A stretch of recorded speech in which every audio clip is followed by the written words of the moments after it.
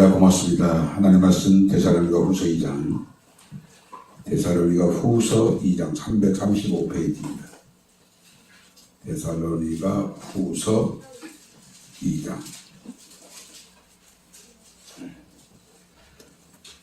데살로니가 후서 2장 9절에서부터 12절 말씀. 9절에서부터 12절 말씀까지를 우리 같이 합독을 보셨습니다. 악한 자에 나타나는 사단의 활동을 따라 모든 능력과 표적과 거짓 기적과 불의 모든 소금으로 멸망하는 자들에게 있으니 이는 그들이 진리의 사랑을 받지 아니하여 구원함을 받지 못함이라. 이러므로 하나님이 미혹의 역사를 그들에게 보내사 거짓 것을 믿게 하심은 진리를 믿지 않고 불의를 좋아하는 모든 자들로 하여금 심판을 받게 하려 하심이라. 네, 이제 주사들은 준비하셨어요. 성령의 감동을 받고 다시 말씀을 진리의 사랑을 받지 아니함으로 라고 하는 주제를 가지고 함께 묵상하겠습니다. 저와 여러분들이 인류 역사 가운데 마지막 세대를 살고 있다는 것을 잘 알고 있습니다. 인류 역사 마지막 세대에는 어떤 일들이 일어날 것인가 모두가 궁금해하고 또 궁금해하고 있습니다. 오늘 본문은 마지막 시대에 있을 일에 대해 기록하고 있는 내용인데, 마지막 시대에 일어날 일 가운데 가장 중요한 것은 2장 1절입니다. 형제들아, 우리가 너에게 구하는 것은 우리 주 예수 그리스도의 강림하심과 우리가 그 앞에 모임에 관하여. 예수 그리스도의 강림은 공중 강림을 말씀하고 있고, 우리가 그 앞에 모임에 가야 하는 것은 들림을 받아 혼인잔치에 참여하는 것을 말씀하고 있습니다. 마지막 시대에 가장 중요한 인류 역사가 옛날에 거룩한 선지자들로부터 또 성도들이 이르기까지 이 한날을 기다리고 있는, 주 안에서 죽은 자들도 그날을 기다리고 살아있는 자들도 그날을 기다리는 주의 강림, 그 앞에 모임, 이것이 마지막 시대에 있을 가장 중요한 날, 큰 날입니다. 그 날을 또 다른 말로는 주의 날이라 라고 했습니다. 주의 날, 주의 날이라는 말이 구약에도 신약에도 많이 나오는데, 주의 날이 지상 재림을 두고 하는 말씀이 아니고 공중 강림하실 주님을 두고 말씀하시는 말씀입니다. 제가 여러분들에게 수없이 반복해서 우리가 마지막 시대의 사람들입니다라고 그렇게 강조한 이유는 바로 3절의 말씀이 이루어졌기 때문에 그렇습니다. 누가 어떻게 하여도 너희가 미혹되지 말라. 먼저 배교하는 일이 있고, 그 다음에 불법의 사람 곧 멸망의 아들이 나타나게 되어지는 시대에 우리가 살고 있기 때문에 우리는 지금 마지막 시대에 살고 있습니다. 먼저 배교하는 일이 있다라고 했을 때, 이 배교라는 말이 아포스타시아라는 말을 번역한 말이고, 아포스타시아라는 말은 변절하다, 배교하다, 반역하다, 혹은 포기하다라고 하는 뜻입니다. 우리가 살고 있는 이 시대에 배교가 이루어지고 있죠. 몇 년 전만 해도 이걸 상상할 수 없는 배교 시대에 우리가 살고 있어요. 배교가 이루어지고 불법의 사람이 나타나고 그 다음에 예수 그리스도의 강림이 이루어질 것이다 라고 말씀하신 이 말씀 가운데 하나가 지금 정확하게 이루어지고 있는 거예요. 배교가 이루어지고 있다는 말이에요. 그러니까 우리가 마지막 시대 이 말이 꿈꾸고 하는 얘기가 아니고 환상이나 무슨 음성을 듣고 하는 얘기가 아닌, 정확하게 하나님의 말씀에 근거해서 배교가 이루어진 것을 보니까 우리가 마지막 시대에 살고 있습니다 라고 말씀을 드릴 수 있는 거예요.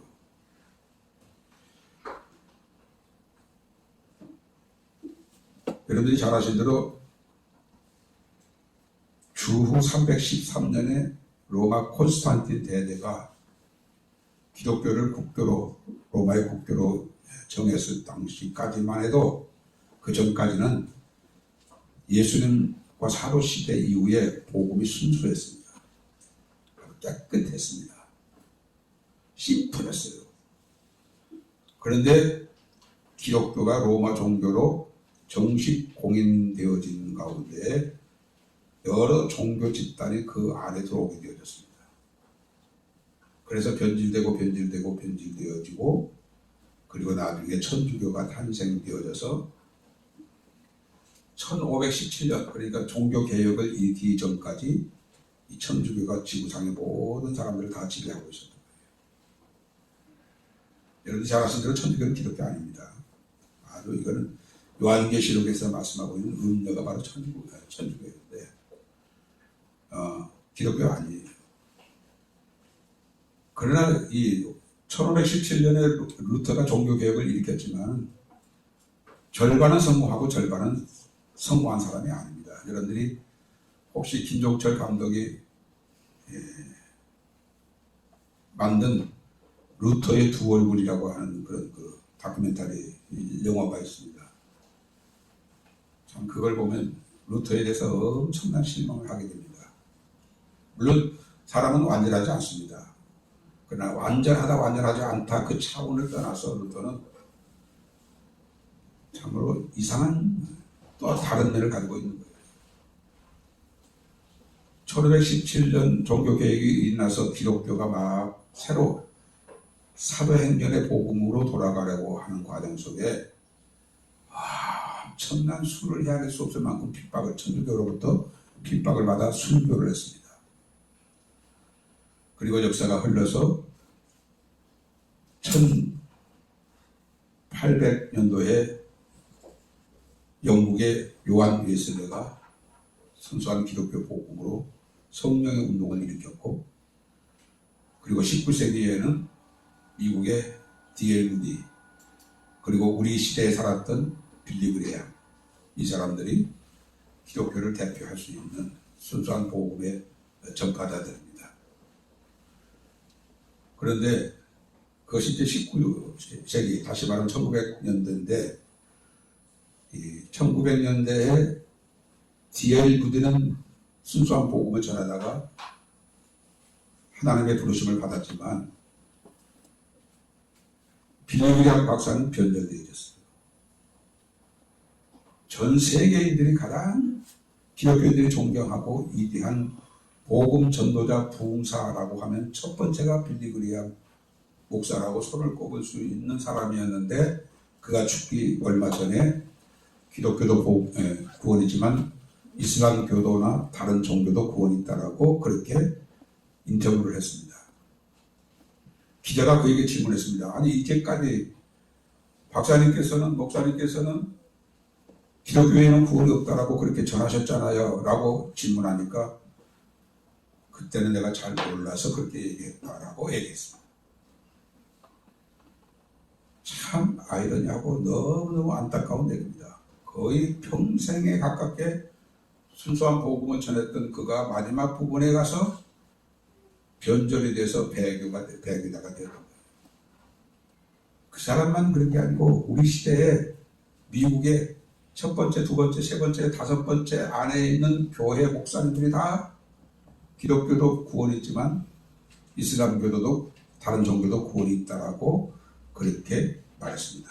여러분들에게 수없이 반복해서 말씀드렸던 가든 그로브 처치의 로버트 슐러 목사님 그리고 세례백교회 뉴기덴 그리고 조엘 오스틴 이런 사람들이 다 한결같이 그렇게 주장한 거예요. 다원 종교를 주장한 거예요. 우리나라는 어떻습니까? 우리나라 대교회가 거의 절반 이상으로 WCC에 가입되고 그리고 99% WEA에 가입되고 그리고 NCCK라고 하는 이런 단체가 있는데 여기 역시도 완전히 배교 집단입니다. 큰 교단, 큰 교회 목사님들이 여기에 수룩이 다 들어가 있는 거예요. 저와 여러분들이 지금 배교 시대에 살고 있단 말이에요.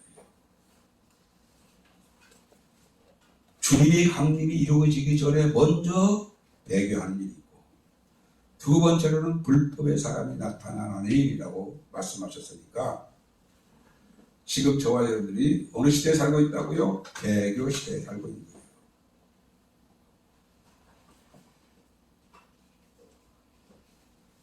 이때 저와 여러분들에게 중요한 것은 진리의 사랑을 받는 자인지 진리의 사랑을 받지 아니하는 자인지를 내 스스로가 이 말씀을 통해서 내 신앙을 점검해야 돼요. 왜냐하면 진리의 사랑을 받지 아니한 자는 구원을 받지 못하고 진리의 사랑을 받지 아니한 자는 심판을 받아 진리의 사랑을 받지 아니한 자는 멸망에 이른다고 했어요. 그 말이 다 지금 이 말씀에 나와 있습니다. 3절에 보게 되면 멸망이라는 말이 나오고 그리고 심판이라는 말이 12절 하반절에 심판이라는 말이 나오고 그리고 구원을 받지 아니함으로 다시 말하면 구원을 받지 아니한 자는 심판을 받아 멸망하게 되는 거예요. 그러나 진리의 사랑을 받는 사람은 구원함을 얻는 거예요. 그러니까 진리의 사랑이 무엇인지를 정확하게 이해하고 진리의 사랑을 받는 자로 하루하루를 살아야지 이 마지막 시대 마지막 때에서도 진리의 사랑을 결국 받지 아니함으로 미혹하는 영을 보내사 미혹을 받게 하여 구원을 얻지 못하고 심판을 받아 멸망에 이르게 되어진다고 하면 이게 남의 얘기가 아니에요.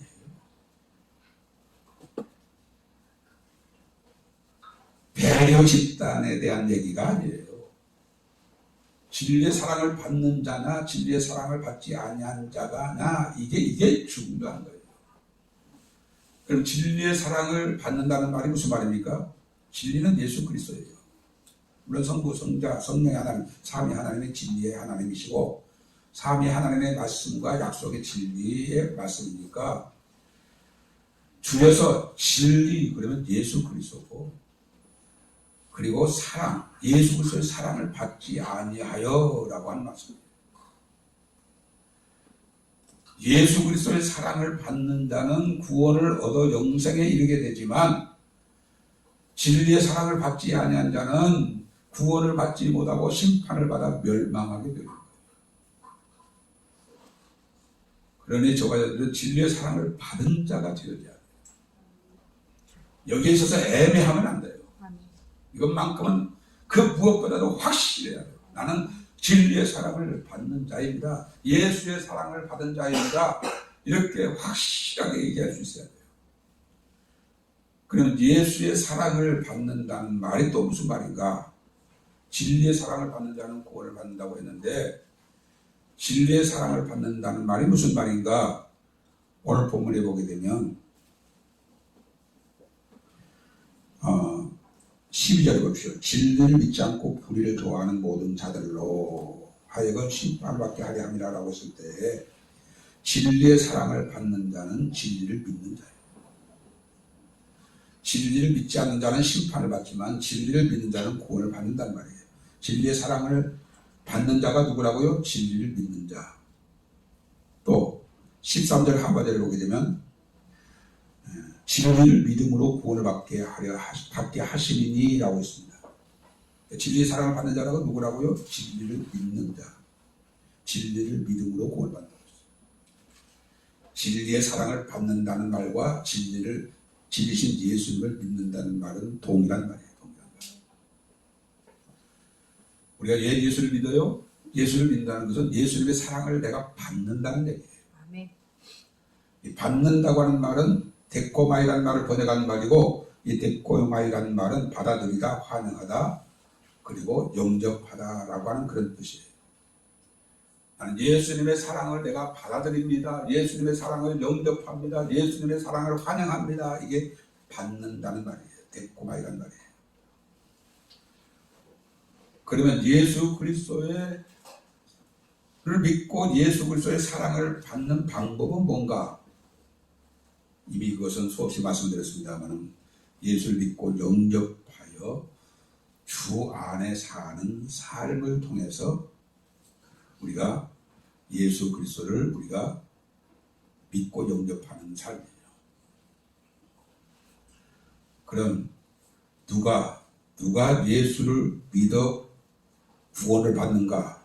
이 말씀에 대해서도 13절에 다시 한번 읽겠습니다. 13절 보세요. 주께서 사랑하는 형제들아, 우리가 항상 너희에 관하여 마땅히 하나님께 감사할 것은 하나님이 처음부터 너희를 택하사 두 번째로 성령의 거룩하게 하심과 진리를 믿음으로 구원을 받게 하시리니.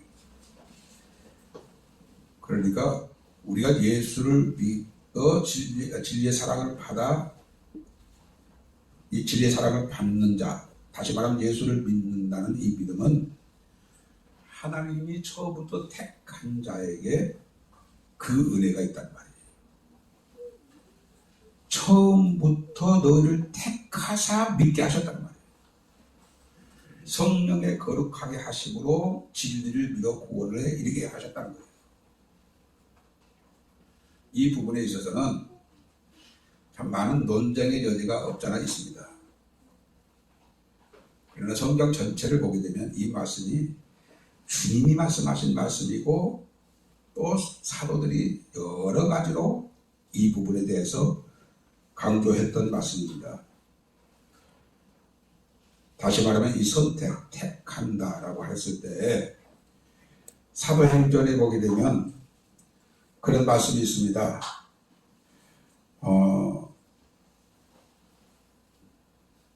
사도행전 13장 48절에 보게 되면 영생을 주시기로 작정된 자는 다 믿더라 라고 하는 말씀입니다. 누가 믿어요? 영생을 주시기로 작정된 자. 이 작정된 자라는 말은 오늘 본문에서 처음부터 택하심을 받은 자예요.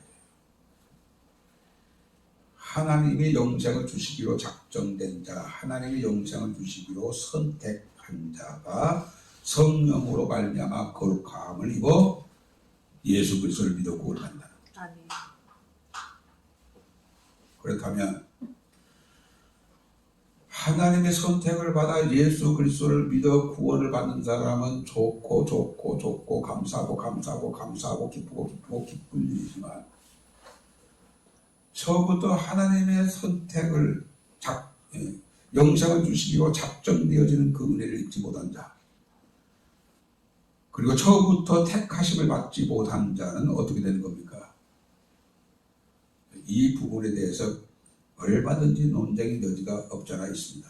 그러나 이것을 꼭 기억하십시오. 그런 생각이 나거들랑 그런 질문을 받으시거들랑 이 제가 말씀드리는 내용을 잘 들으시기 바랍니다. 누가 하나님께로부터 처음부터 택하심을 받은 자인지 아닌지를 우리는 아무도 모릅니다. 하나님만이 아십니다. 왜냐하면 하나님께로부터 처음부터 택하심을 받아 진리를 믿음으로 구원을 받을 자는 예수를 믿고 영접하여 주 안에 사는 삶을 삽니다. 다시 말씀드려서 열매를 통해서 그 나무를 알 수 있듯이 사과가 열렸기 때문에 사과나무라는 사실을 알 수 있듯이 열매를 보니까 당신은 택하심을 입은 자입니다 라고 말할 수 있다는 거예요. 어떤 열매? 진리의 사랑을 받는 열매, 예수를 믿는 이 믿음, 그 열매가 있는 것을 보니까 당신은 처음부터 하나님께로부터 택하심을 받은 자이네요, 영생을 주시기로 작정되어진 자네요 라고 우리가 그렇게 확신할 수 있어요. 또 데살로니가 전서에 보게 되면 1장에 보게 되면 1장 3절에 보면 3절 4절에 너희의 믿음의 역사와 사랑의 수고와 우리 주 예수 그리스도에 대한 소망의 인내를 우리 하나님 아버지 앞에서 끊임없이 기억하매니 하나님의 사랑하심을 받은 형제들아 너희를 택하심을 아노라 그랬어요. 바울 사도가 데살로니가 교회 성도들을 향하여 너희들은 하나님께로부터 택하심을 받은 자다. 바울이 어떻게 데살로니가 교회 성도들을 향하여 하나님이 그들을 택하셨다라고 말할 수 있었느냐?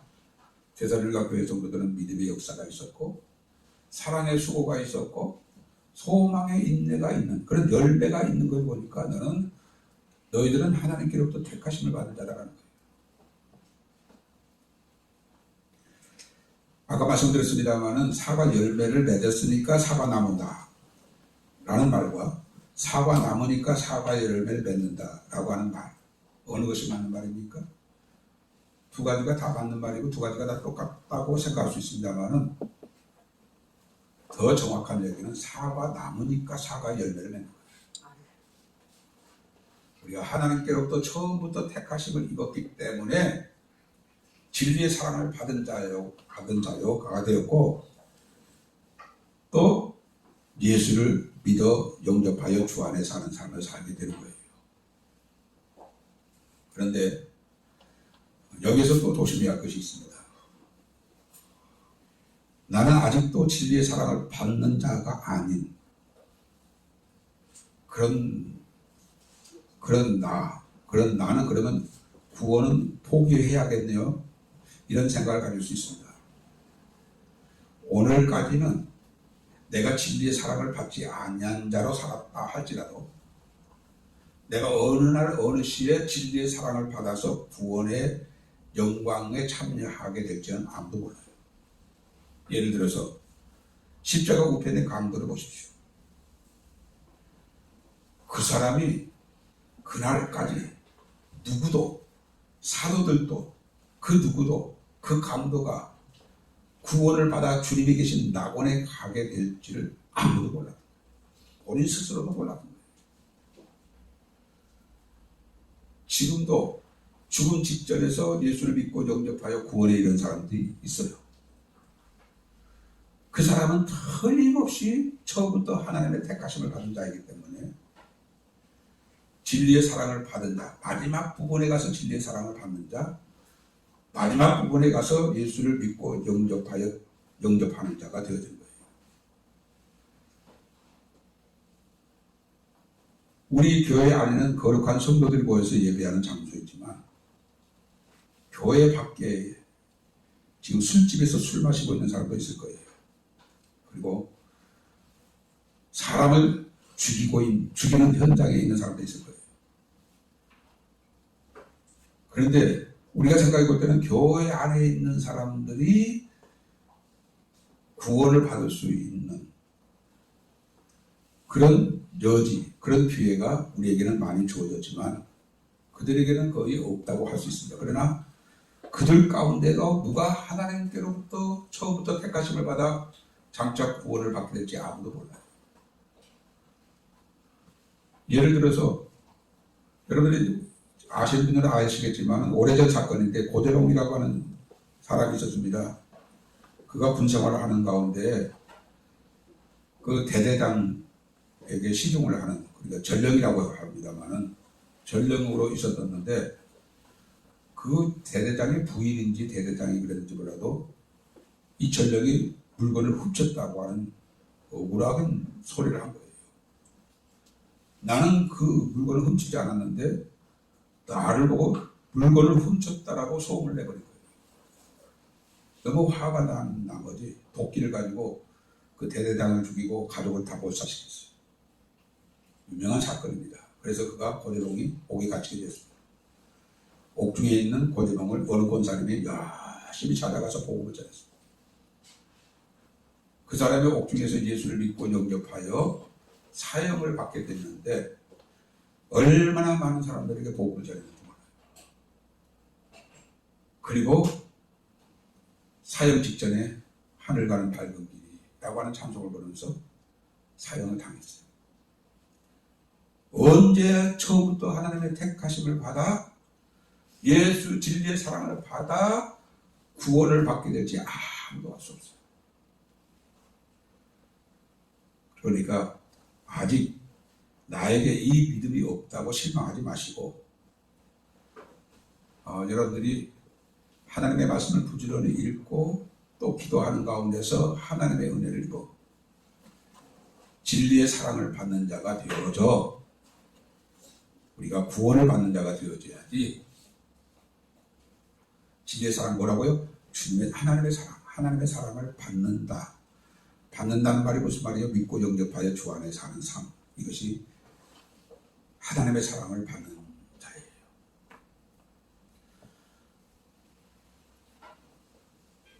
예수를 믿고 영접하는 데까지는 백적으로 내가 이해를 할 수가 있겠는데 주 안에 사는 삶은 또 뭡니까? 라고 하는 질문을 가질 수 있습니다.